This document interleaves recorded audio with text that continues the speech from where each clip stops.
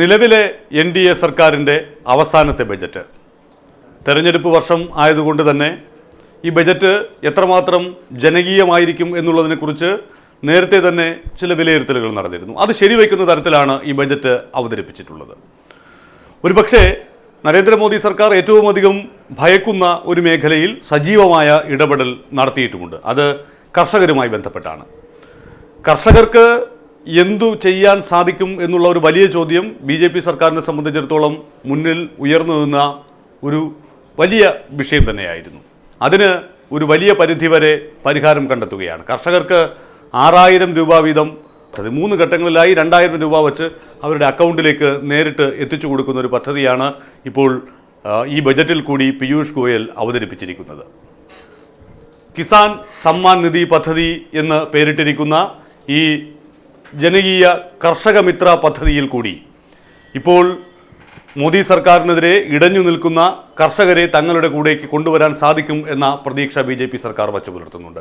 നമുക്കറിയാം, ഹിന്ദി ഹൃദയഭൂമിയിൽ കർഷകർക്ക് വായ്പ എഴുതിത്തള്ളൽ അടക്കമുള്ള വാഗ്ദാനങ്ങൾ നൽകി അധികാരത്തിലെത്തിയ കോൺഗ്രസ് സർക്കാർ അത് അധികാരത്തിലെത്തി മണിക്കൂറുകൾക്കുള്ളിൽ ആ നടപടികൾ പ്രാവർത്തികമാക്കിയതിൽ കൂടി അവർക്ക് കിട്ടിയ ജനപിന്തുണയെ മറികടക്കാൻ അതിനൊപ്പം കോൺഗ്രസ് അധ്യക്ഷൻ രാഹുൽ ഗാന്ധി നടത്തിയ മറ്റൊരു വലിയ പ്രഖ്യാപനം എല്ലാവർക്കും മിനിമം ഇൻകം ഉറപ്പുവരുത്തൽ, കൃത്യമായിട്ടുള്ളൊരു നിശ്ചിത തുക വരുമാനം ഉറപ്പുവരുത്തൽ എന്നുള്ള പദ്ധതി.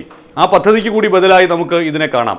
ഇത് മാത്രമല്ല, കർഷകരെ മാത്രമല്ല, അസംഘടിത മേഖലയിലുള്ള തൊഴിലാളികൾക്ക് വേണ്ടി 3000 രൂപ പെൻഷൻ ലഭിക്കുന്ന പദ്ധതി.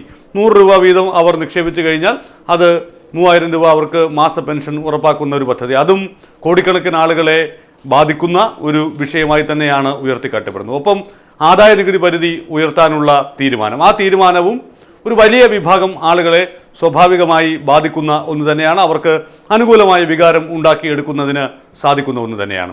പ്രതിരോധ മേഖലയ്ക്ക് ആദ്യമായി 3 ലക്ഷം കോടിക്കപ്പുറത്തേക്ക് തുക മാറ്റിവെച്ചുകൊണ്ട് തങ്ങൾ പ്രതിരോധ മേഖലയെ എത്രമാത്രം ഗൗരവത്തോടു കൂടിയാണ് കാണുന്നത് എന്ന് കഴിഞ്ഞ 5 വർഷക്കാലമായി മോദി സർക്കാർ പറഞ്ഞുകൊണ്ടിരിക്കുന്നതിന് ഒരു പടി കൂടി വളരെ കൃത്യമായി ആ മേഖലയിൽ കൂടി ഇടപെടൽ നടത്തിയിരിക്കുകയാണ്. അങ്ങനെ എന്തായാലും തെരഞ്ഞെടുപ്പ് കാലമായതുകൊണ്ട് തന്നെ ഏത് വിധത്തിൽ എവിടെയാണ് പ്രശ്നങ്ങൾ എന്ന് തിരിച്ചറിഞ്ഞുകൊണ്ട് അത് കഴിഞ്ഞ നിയമസഭാ തെരഞ്ഞെടുപ്പുകൾ നടന്ന മേഖലയിൽ ഉണ്ടായിട്ടുള്ള തിരിച്ചടികൾ എങ്ങനെയൊക്കെയാണ് എന്ന് വളരെ കൃത്യമായി അനലൈസ് ചെയ്തുകൊണ്ട് തന്നെയുള്ള ഒരു ഡാമേജ് കൺട്രോൾ കൃത്യമായി നടത്തുന്നതിന് വേണ്ടിയിട്ടുള്ള ഇടപെടൽ ഈ ബജറ്റിൽ കൂടി കൊണ്ടുവരാൻ കേന്ദ്ര സർക്കാരിന് സാധിച്ചിട്ടുണ്ട്.